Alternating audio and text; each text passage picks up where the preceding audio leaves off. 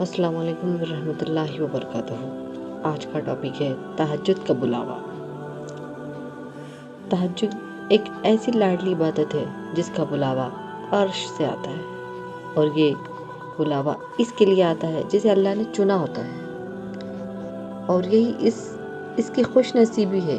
اور جب انسان یہ عبادت کر رہا ہوتا ہے تو اللہ پاک اپنے بندے کو پیار سے دیکھتا ہے اور اپنے نیک بندوں کی ایسی عبادت سے انہیں سکون بخشتا ہے اور ان کے تمام خواہشات پوری کرتا ہے جو وہ چاہتے ہیں۔